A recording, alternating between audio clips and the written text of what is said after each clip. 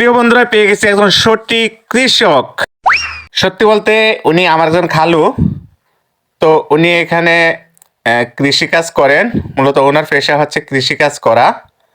আমরা যেটাকে খাদ্য তৈরির কারিগর হিসেবে গণ্য করতে পারি সম্মানের সাথে। প্রিয় বন্ধুরা, দেখতে থাকুন নতুন রিসোর্ট। তো খালু, মূলত এখানে আপনি অনেক কিছু কৃষিকাজ করেছেন। তো আমি এই মুহূর্তের জন্য একটু কৃষক হতে মন চাইতেছে। সত্যি বলতে গাইজ, আমার নিজের একটু কৃষক হতে মন চাইছে। আমি গামছাটা নিজে করে নিয়েছি এবং আমার ভালো লাগে। আমি নিজে টুকিটাকি কৃষিকাজ করি। তবে আমার খালু এখানে প্রচুর অনেক কিছু সবজি চাষ করেছে এবং ফলন করেছে। উনি বলতেছে কি কি চাষ করেছেন আপনি এখানে? এখানে বাদাম, হ্যাঁ, খেসারি, হ্যাঁ, বোম্বা মরিচ, হ্যাঁ, ধনিয়া, হ্যাঁ। তারপরে তারপরে কি আছে একটু দেখান, একটু এটা আসেন, ক্যামেরাম্যান আসো। তো প্রিয় গাইস, সত্যি বলতে এমন একটা সুন্দর সবজি বাগানে চলে আসলাম। এখানে উনি একই জমিনে প্রায় 12 থেকে 13 রকমের সবজি করেছে এবং ফলন চাষ করেছে। তো আপনাদেরকে এখন দেখাচ্ছি। উনি এটা এটা কি টমেটো? এটা টমেটো, হ্যাঁ, তারপরে এটা পালং শাক আছে ওই যে ওই পাশে কি আছে? আছে, ধনিয়া আছে। তো গাইজ, আপনাদেরকে দেখাচ্ছি ওই পাশে এখনো সবজি আছে। সম্ভবত এখানেও রসুন দেখা যাচ্ছে। সত্যি এরকম সবুজ প্রকৃতিতে আর এরকম সবজি বাগানে আসলে মন খুশিতে এমনিতে ভরে যায়। আর আপনারা জানেন যে কৃষক কত কষ্ট করে ফসল ফলায়, সেটা একমাত্র কৃষকই ভালো জানে। তো আপনাদের রসুন বা সবজি খেয়ে থাকেন বা পেঁয়াজ নামে চিনেন। তো আপনারা দেখুন, এই যে পেঁয়াজ এটা না। তারপরে ওই পাশে আছে কি মিষ্টি আলু। আসেন আসেন আসেন। তো আমাদের ক্যামেরাম্যান খুবই স্বাচ্ছন্দ্যভাবেই হয়তো বা ভিডিওটা তৈরি করতেছে। ক্যামেরাম্যানকে অসংখ্য অসংখ্য ধন্যবাদ। তো খালু, মিষ্টি আলু, এগুলো মিষ্টি আলু।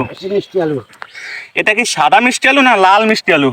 এটা সাদাটা। এটা সাদাটা, হ্যাঁ। এটাই সবচাইতে মেইন, মানে মজার হয় এই আলুটা। যে আলুটা একটু লাল হয়, মিষ্টি আলু, ওই আলুটা অনেকটা ফানসাইটে হয়ে যায়।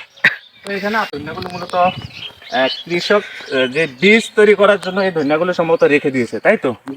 এবং এই পাশে দেখতেছেন মিষ্টি কুমড়ের বাগান খুব সুন্দরভাবে হচ্ছে এবং খুব পরিচালনার সাথে, দায়িত্বের সাথে উনি যত্ন করে বড় করতেছেন। তো ও হ্যাঁ, একটু দেখাও তো কত সুন্দর সিম হয়েছে। তো সম্মানিত অডিয়েন্স, সম্মানিত ফেসবুক বন্ধুরা বা সম্মানিত কৃষি উদ্যোক্তারা, আপনারা যারা আছেন, এই কলা, কলা ওই কলা, কলাও আছে। টমেটোকে পরম যত্ন করতেছেন, যেন একজন কোলের শিশুকে যত্ন করতেছেন। আর এটাই হচ্ছে কৃষকের ভালোবাসা ফসলের সাথে। সত্যি বলতে ওনাকে কৃষক বললেও কম হয়ে যাবে। উনি খাদ্য তৈরির একজন আবিষ্কারক। রোদ বৃষ্টি ঝড় তুফানে কষ্ট করে আমাদের জন্য খাদ্য তৈরি করে থাকেন। আর আমরা অনেকে হয়তো এ ধরনের উদ্ভাবকদেরকে বা পরিশ্রমী লোকদেরকে আমরা অতটা সঠিক সম্মানের জায়গায় নিতে পারি না। তবুও ওনার জন্য শুভকামনা এবং সম্মান থাকলো। উনি অনেক কষ্ট করে সৃষ্টিকর্তার সেরা উপহারে মাটি, আর এই মাটিতে উনি সোনার ফসল ফলাইয়ে থাকেন। হয়তো আমাদেরকে বিধাতা মানুষ হিসেবে সৃষ্টি করেছেন এবং সেই সৃষ্টির সাথে আমাদের খাদ্য, বস্ত্র, বাসস্থান এসবের ব্যবস্থা করেছেন। কিন্তু কৃষক যদি ফসল না ফলায়, আমরা বাজারের টাকাকে যদি বলি হে টাকা আমাকে কিছু সবজি দাও, বাজারে থাকতে হবে তারপর পাবো। অতএব ওনার জন্য একটা লাইক, কমেন্ট, শেয়ার অবশ্যই করবেন এবং ভালোবাসা দিয়ে আমাদের সাথে থাকবেন। এরকম সুন্দর সুন্দর রিসোর্টে যেন আপনাদেরকে নিয়ে যেতে পারি আর এরকম সুন্দর সুন্দর লোকেশন আপনাদের সাথে শেয়ার করতে পারি। তো সম্মানিত গাইস, সত্যি বলতে আমি খুবই সাধারণ, আমি অত ভালো এক্সপিরিয়েন্স নেই, কিন্তু আপনাদের ভালোবাসায় হবে আমার কথা বলার এক্সপিরিয়েন্স, পথ চলার এক্সপিরিয়েন্স। বলতে বলতে চলে এলাম সোনার ফসল তৈরির শেষের দিকে। আর এই সোনার ফসল ফলায় হচ্ছে এই যে এনাদের মতন যে মুরব্বী কৃষক বলেন বা ফসল তৈরি করা কারিগর বলেন, তারাই।